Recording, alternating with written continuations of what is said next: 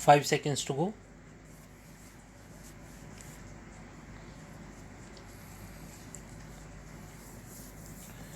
Start. At the first instance, the learned counsel for the appellants strongly argued that there was perversity and illegality involved in the decision rendered by the tribunal, which was affirmed by the High Court. It was also argued on behalf of the appellants that a fair and reasonable opportunity of hearing was afforded to the respondent, and the charge sheet did not suffer any discrepancy, as it sufficiently enabled the respondent to defend his case. Furthermore, it was contended that the charges framed were not vague and were serious cases of misconduct.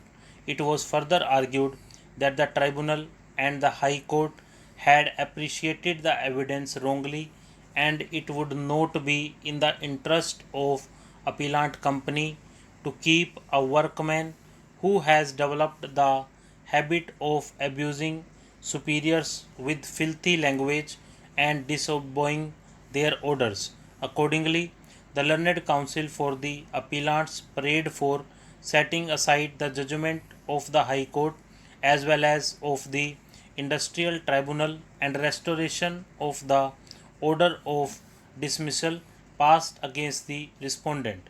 The learned counsel for the respondent contended that the respondent was denied a fair hearing and was dismissed in violations of the principles of natural justice.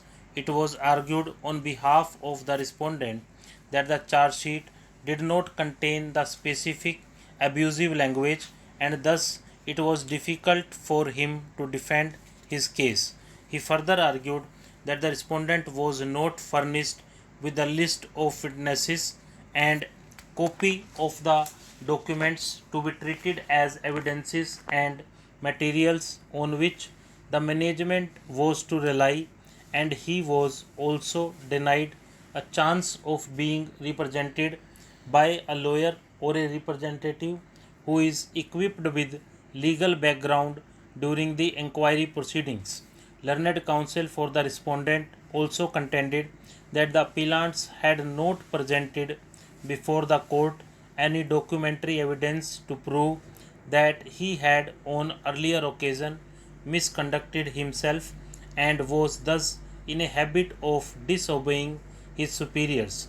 The learned counsel also strongly argued that the work assigned to the respondent was not part of his duty, as he was appointed to carry things from one place to another outside the show. Finally, the learned counsel for the respondent argued that since the concurrent findings of fact arrived at on the question formulated herein above, it is not open to this court to exercise its discretionary power under Article 136 of the Constitution to interfere with the impugned order on such concurrent findings of fact. Let us first delve into the most crucial question raised in this appeal, that is whether there was violation of principle of natural justice.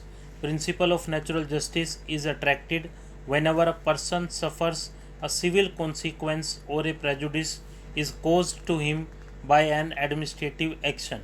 In other words, principle of natural justice is attracted where there is some right which is likely to be affected by any act of the administration, including a legitimate expectation. Stop.